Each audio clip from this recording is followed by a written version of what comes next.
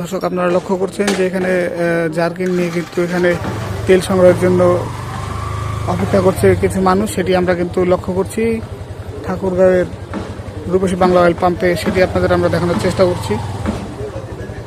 দর্শক আপনাদের আমরা দেখানোর চেষ্টা করছি ঠাকুরগাঁওয়ের রূপসী বাংলা অয়েল পাম্প থেকে। এখানে কিন্তু এই লরির থেকে কিন্তু তেল এখানে আনলোড করা হলো। আগামীকালকে কিন্তু সকাল 9টার পরে তেল বিতরণ করবে পাম্প কর্তৃপক্ষ, আমরা সেটি জানতে পেরেছি।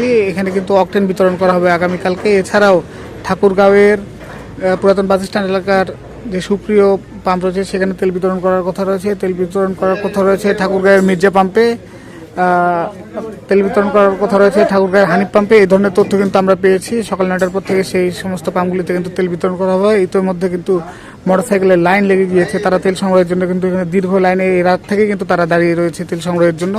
এছাড়াও কিন্তু ঠাকুরগাঁওয়ের যে চৌধুরী পাম্প রয়েছে সেখানে কিন্তু তেল বিতরণ করা হবে এমন তথ্য কিন্তু সামাজিক যোগাযোগ মাধ্যমে ছাড়াই আমরা সেখানে সরাসরি গিয়ে কিন্তু জানতে পারি যে সেখানে আগামীকালকে তেল বিতরণ করা হবে না। কালকে তারা তাদের যে লরি রয়েছে সেটি কিন্তু ডিপোতে পাঠিয়ে তাদের যে তেল সংগ্রহ সেটি তারা সেখান থেকে করে পরবর্তীতে তাদের পাম্পে তারা তাদের তেল বিতরণ করবে।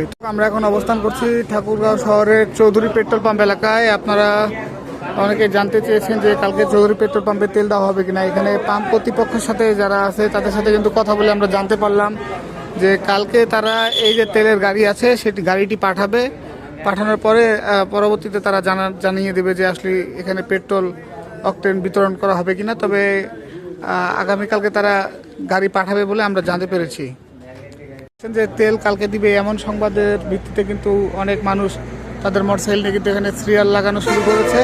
কিন্তু পাম্প কর্তৃপক্ষের সাথে কথা বলে আমরা যতদূর জানতে পেরেছি যে কালকে কিন্তু এই চৌধুরী পেট্রোল পাম্পের যে তেলের গাড়ি রয়েছে, লরিটি রয়েছে, সেটি কিন্তু কালকে তেল আনার জন্য ডিপোতে পাঠানো হবে, এমনটাই কিন্তু আমাদেরকে জানালেন কর্তৃপক্ষ। কিন্তু কালকে কি শুধু ডিজেল পাবে মানুষ নাকি গাড়ি পাঠাবেন কালকে? গাড়ি পাঠাবো সকালবেলা আসি, তারপরে কালকে কি ভাই চৌধুরী পাম্পে তেল দেওয়া হবে না? গাড়ি যাবে নাকি? চৌধুরী পেট্রোল পাম্পের সামনে থেকে আপনাদের আমরা দেখানোর চেষ্টা করছি একজন মোটরসাইকেল চালক, যিনি তার মোটরসাইকেল কাভার করে এখানে বসে রয়েছে কিছু তেলের আশায়। আপনার তো ফুয়েল কার্ড আছে না? আচ্ছা, কি ঘটনা এখানে বলেন তো? ফেসবুকে দিছিল দিবে তেল, এখন ওরা বলতেছে দিবে না। আচ্ছা, এই কারণে আপনারা গাড়ির সিরিয়াল করছেন রাতে রাখার জন্য যে আগে তেলটা পাবেন নাকি? কিন্তু কালকে তেল দিবে না, এখন আপনি কি করবেন? চলে যেতে হবে বাসায় চলে যাবেন। এই ছিল দর্শক আমার কাছে ঠাকুরগাঁয়ের যে পাম্পের যে সর্বশেষ সংবাদ। আমরা আপনাদের পরবর্তীতে আমাদের সংবাদের মাধ্যমে আমরা বিস্তারিত তথ্য আরও জানানোর চেষ্টা করব। এতক্ষণ আমাদের সাথে থাকার জন্য সকলকে অনেক ধন্যবাদ।